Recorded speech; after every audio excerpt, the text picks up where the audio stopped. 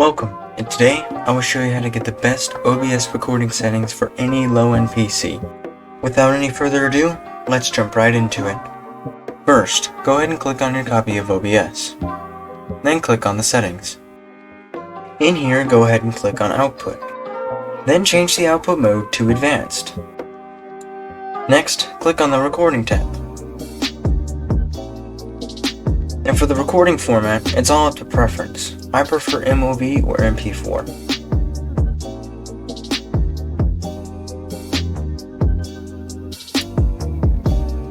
I would recommend 1 or 2 audio tracks depending on how many audio devices you have. I only have one, so 1 track is perfectly fine for me.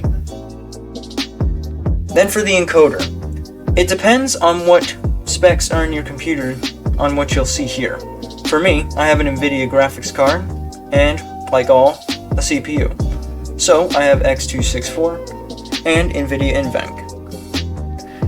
I recommend to use X264 for a lot of gaming purposes, but if you're streaming, NVIDIA NVENC is very good. But since this is a recording guide, I recommend X264 for most recording cases. Don't go ahead and touch any of the mixer settings or the rescale output, as these really won't help you in most cases. Next, rate control. In here, I recommend CBR or CRF. CBR is my recommended choice because it allows you to set a bit rate and it will never go above that value. With the bit rate, 2500 to 720p is usually fine in most cases. What I recommend for most low-end computers is 3500 to 4500.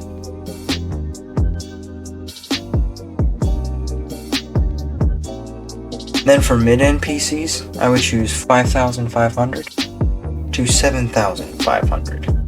Anywhere in between that value. And for high-end, I would recommend 8000 up to 20,000. For my CPU, 12,000 seems to be the sweet spot. Then, I would recommend using a custom buffer size, but if you experience issues, go ahead and turn this off. 35,000 is the best buffer size that I've found. Then, don't touch the keyframe interval unless it's in any other value than 0. For the CPU usage preset, make sure to set it to super fast as it's required to change some of the X264 options. Then for profile, go ahead and set it to high. Then set the tune to 0 latency. This will allow us to achieve the best recording possible. And make sure that your recording stays smooth at all times. Now in here, these are the best X264 options and 0 latency options that I've found so far. These will also be located in the description, so you don't need to download anything at all. For the X264 options, I recommend copying this and pasting it directly into these X264 options. They're automatically separated by a space. Right before you're going to copy these, make sure to put a space in front of slice threads. Then choose whether you want quality or performance.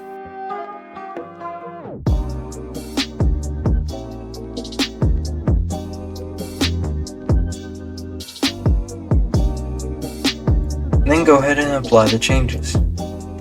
Then click on the audio and make sure you set the audio bitrate to 160. 160 is the best value that I've found so far.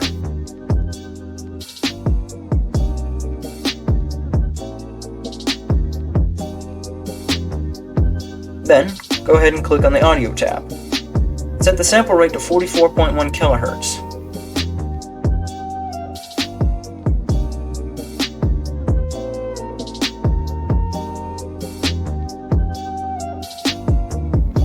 Then set your base canvas resolution to the highest it supports. Make sure the aspect ratio is 16:9. This is the preferred aspect ratio for most places like YouTube, Twitch, and any other place that you would upload recordings to. Then set the output scaled resolution to 720p if you have a lower end computer, or 1080p if possible.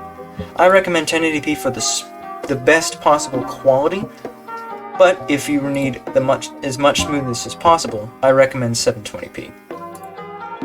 For the downscale filter, make sure to change it to Lanczos. This will give you the smoothest recording possible. Then, make sure you select common FPS values and set it to 60.